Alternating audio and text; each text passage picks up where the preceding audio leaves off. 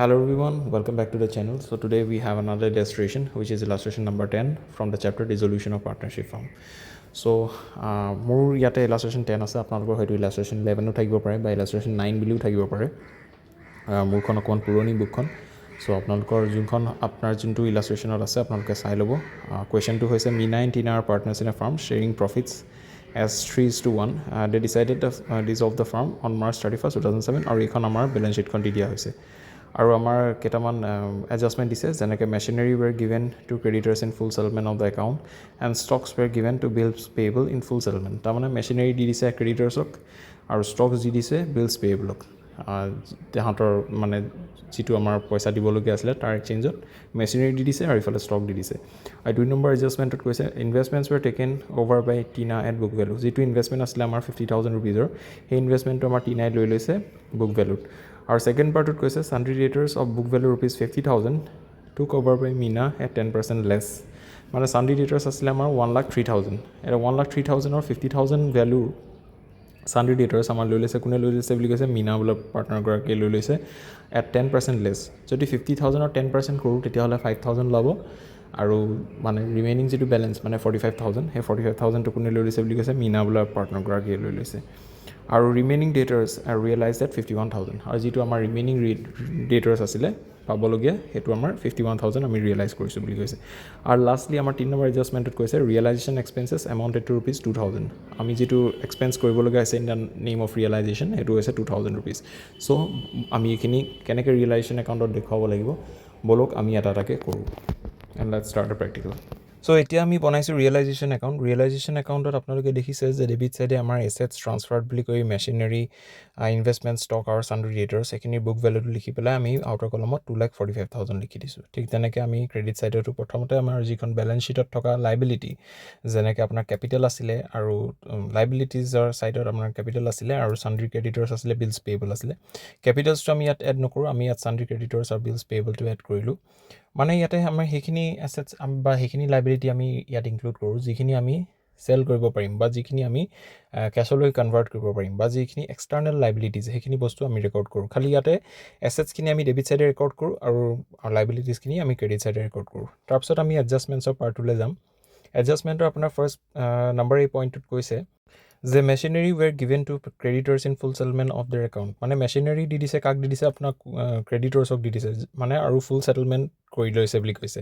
আমাৰ যিটো পইচা দিব আছিলে সেই পইচাটো ক্ৰেডিটৰ্ছক পইচা নিদি পেলাই আমাৰ মেচিনাৰী দি দিয়া হৈছে আৰু 2 নম্বৰ কথাটো কৈছে stocks were given to bills payable in full settlement য'ত বিলছ পেয়েবলত আমি পইচা দিব আছিলে তাত আমাৰ বিলছ পেয়েবলৰ পইচা নিদি আমি তাত ষ্টক দি দিছোঁ চ' সেইটো কৈছে চ' সেইটো আমি কি কৰিছোঁ একজেক্টলি সেই বস্তুটো মই আপোনালোকক নেক্সট শ্লাইডখনত দেখুৱাম তাত আমি অকণমান নিজৰ কেলকুলেশ্যন কৰি পেলাই তাত আমাৰ প্ৰফিট লছ সেই বস্তুটো আমি দেখুৱাম এতিয়া মই বৰ্তমান এইখিনি চাই লওঁ চ' সেইটো আছে ছেকেণ্ড পইণ্টটোত কৈছে নম্বৰ বি পইণ্টটোত কৈছে আমাৰ ইনভেষ্টমেণ্টছ ৱেৰ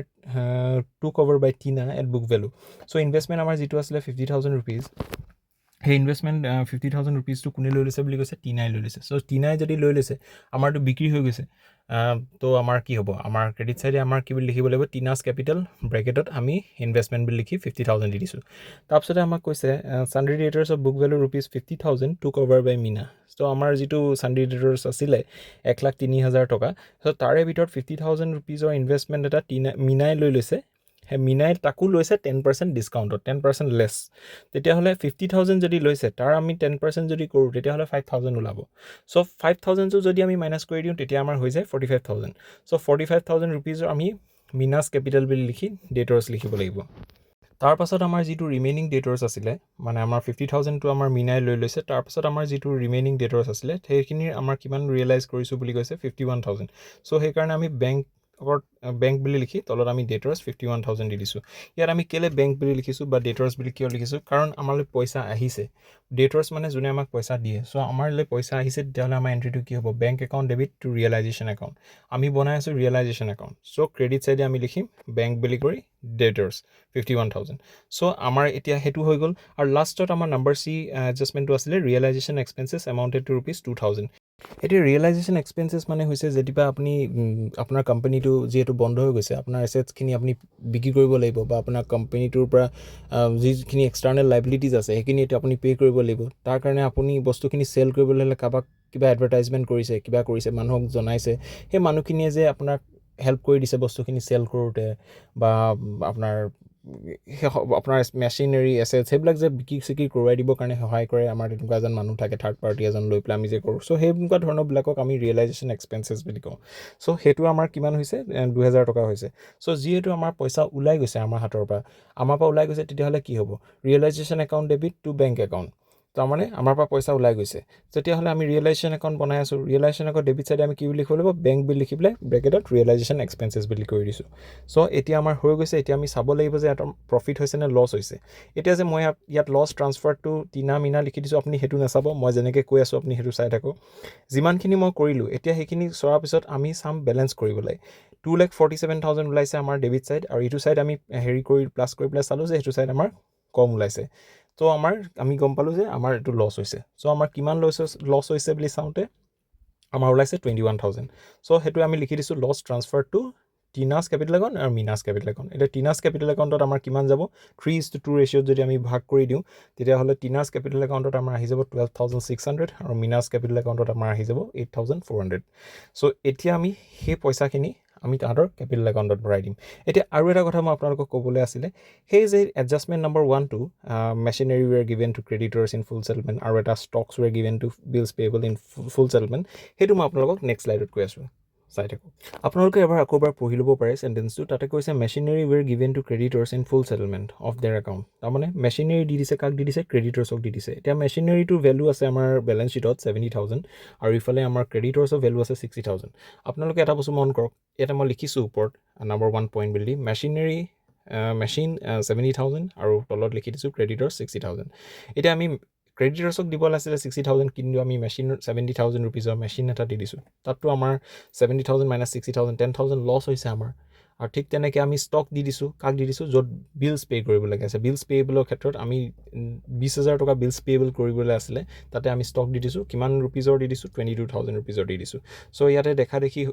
আমাৰ 2,000 টকা লছ হৈছে চ' টোটেল লছ আমাৰ কিমান হৈছে 10,000 প্লাছ 2,000 12,000 চ' এই 12,000 আমাৰ যিটো লছ হৈছে সাধাৰণতে নৰ্মেলি এইটো আমি কেপিটেল একাউণ্টত দেখুৱাওঁ কিন্তু ইয়াতে আমি কেপিটেল একাউণ্টত দেখুৱাব নালাগে আমি নেদেখুৱাওঁ এইটো আমি ৰিয়েলাইজেশ্যন একাউণ্টতে এডজাষ্ট হৈ যায় আমি যিহেতু ডিজলিউশ্যনৰ পাৰ্টনাৰশ্বিপ কৰি আছোঁ ডিজলিউশ্যনৰ ক্ষেত্ৰত আমাৰ realisation একাউণ্টখন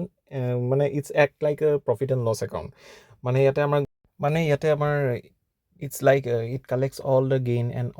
all the loss and it shows a combined balance মানে এতিয়া আমাৰ ক্ষেত্ৰত ইয়াতে এটা আমাৰ লছ দেখুৱাইছিলে 21,000 ৰুপিজৰ চ' ইয়াতে গোটেইখিনি এডজাষ্টেড হৈ আছে বুলি আপুনি ধৰিব পাৰে চ' ইয়াতে আমাৰ সেইটোৱে কাম চ' এই বস্তুটো এনে আদাৰৱাইজ আমি কেপিটেল একাউণ্টত আমি দেখুৱাওঁ কিন্তু ইয়াত দেখুৱাব নালাগে কাৰণ ৰিয়েলাইজেশ্যনত ইয়াত অলৰেডি এডজাষ্ট হৈ আছে আমাৰ ৰিয়েলাইজেশ্যন একাউণ্ট হৈ গ'ল চ' এতিয়া আমি বনাব লাগিব partners capital account partners capital একাউণ্টত আমি বেলেঞ্চ বি দি দিছোঁ সদায় কেপিটেল একাউণ্টত সদায় ক্ৰেডিট বেলেঞ্চ হয় ক্ৰেডিটৰ আমি বেলেঞ্চ বি দি পেলাই আমাৰ যিটো কেপিটেল এমাউণ্ট আছিলে তাহাঁতৰ বুকত বেলেঞ্চ শ্বীটত দিয়া হৈছিল আমি সেইকেইটা এমাউণ্ট ভৰাই দিছোঁ যেনেকৈ আমাৰ মিনাৰ ক্ষেত্ৰত আছিলে আমাৰ 90,000 আৰু টিনাৰ ক্ষেত্ৰত আছিলে আমাৰ 80,000 তাৰপিছত আমাৰ কি দিবলগীয়া আছে আপোনালোকে নিজে এবাৰ এডজাষ্টমেণ্টখিনি চাব তাৰপিছত এটা নিজে এনালাইচিছ কৰিব তাৰপিছত চেক কৰিব ইয়াতে আমাৰ কেপিটেল একাউণ্ট এফেক্ট হৈছিলে নহয় যেনেকৈ আমাৰ ৰিয়েলাইজেশ্যনত টিনাছ কেপিটেল মিনাছ কেপিটেল এনেকৈ লিখিছিলোঁ আমি সেই টিনাছ কেপিটেলটো আমি সেই বস্তুটো আমি ইয়াতে হেৰি কৰিম মানে আমি গোটেইখিনি ট্ৰান্সফাৰ কৰিম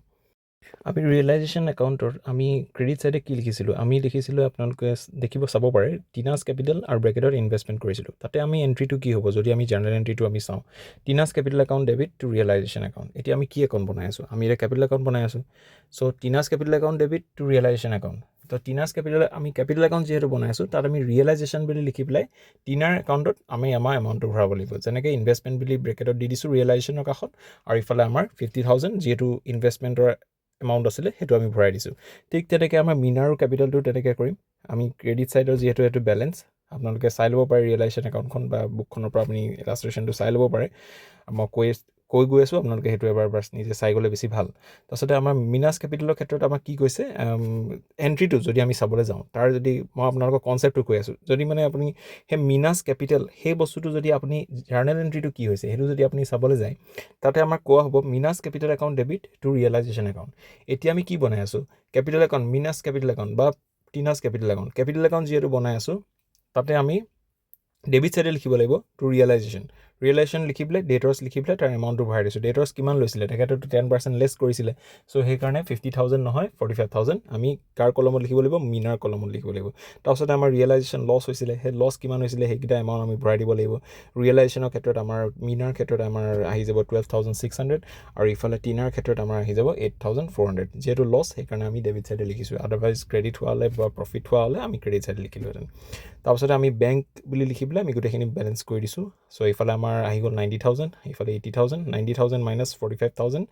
12,600 সেইটো মাইনাছ কৰি দিয়াৰ লগে লগে আমাৰ আহি গ'ল কিমান 32,400 আৰু ইফালে টিনাৰ ক্ষেত্ৰত আমাৰ আহি গ'ল 21,600 চ' এইটো আমাৰ কেপিটেল বেলেঞ্চ আৰু এইটো বস্তুৱে আমি পিছত চ' ফাইনেলি আমাৰ গোটেইখিনি হৈ গ'ল ৰিয়েলাইজেশ্যন একাউণ্ট হৈ গ'ল তাৰপিছত আমাৰ কেপিটেল একাউণ্ট হৈ গ'ল চ' এতিয়া আমি বনাইছোঁ বেংক একাউণ্ট চ' বেংক একাউণ্টত আপোনালোকে দেখিছে টু বেলেঞ্চ বি ডি বুলি লিখিছোঁ আমি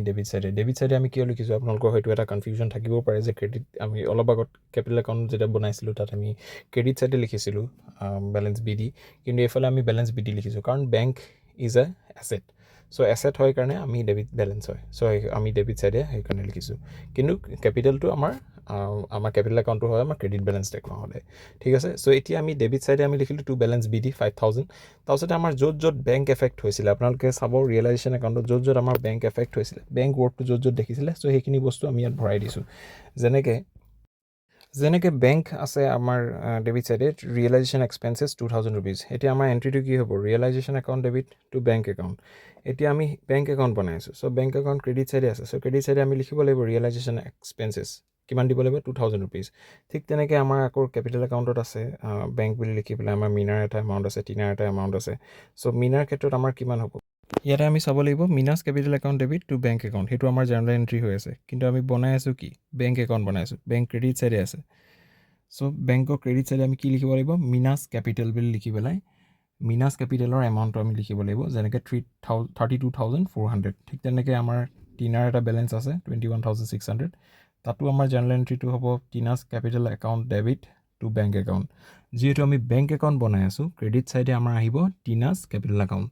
বা টিনাছ কেপিটেল তাত আমাৰ এমাউণ্টটো আহিব 21,600 চ' আমি গোটেইখিনি আৰুতো তেনেকৈ আমাৰ বেংকৰ তেনেকুৱা কিবা নাই ভৰাবলগীয়া চ' সেইকাৰণে আমি এইকেইটা প্লাছ কৰিলোঁ প্লাছ কৰি আমি পালোঁ 56,000 আৰু আমি ডেবিট চাইড ক্ৰেডিট চাইড দুইফালে 56,000 আমি ক্ল'জ কৰিলোঁ ক্ল'জ কৰি পেলাই আমাৰ যিটো আমি বেলেঞ্চ কৰিবৰ কাৰণে যিটো এমাউণ্ট থাকি গ'ল মানে 56,000 মাইনাছ 5,000 যদি কৰি দিওঁ ৰিয়েলাইজেশ্যন এমাউণ্ট আমাৰ থাকি যায় 51,000 চ' এইটোৱে আমাৰ আছিলে চাম আই হোপ আপোনালোকে বুজি পালে আপোনালোকে যদি বুজি নাপায় আকৌ এবাৰ চাব বা নিজে এবাৰ আপোনালোকে নিজে প্ৰেক্টিছ কৰিবলৈ চাব কপি এখন ল'ব আপোনালোকে চাই নকৰিব কিন্তু নিজে এবাৰ প্ৰেক্টিছ কৰিব গোটেইখিনি আই হোপ আপোনালোকে বুজি পাব সিমান একো টাফ নহয় খালি আপোনালোকে কনচেপ্টটো জানিব লাগিব ক'ত কি হৈছে কি নাই হোৱা চ' ইয়াতে এডজাষ্টমেণ্ট নম্বৰ এইটোৱে অকণমান জানিবলগীয়া কথা আছিলে চ' এইটো আপোনালোকক কৈ দিলোঁ আৰু যদি চিম্পলকৈ মই কৰিব পাৰোঁ বা আপোনালোকক বুজাব পাৰোঁ মই এইটো চেষ্টা কৰি আছোঁ আপোনালোকৰ যদি কিবা ডাউট আছে মোক জনাব so like the video subscribe for more simple explanations and I will see you in the next one thank you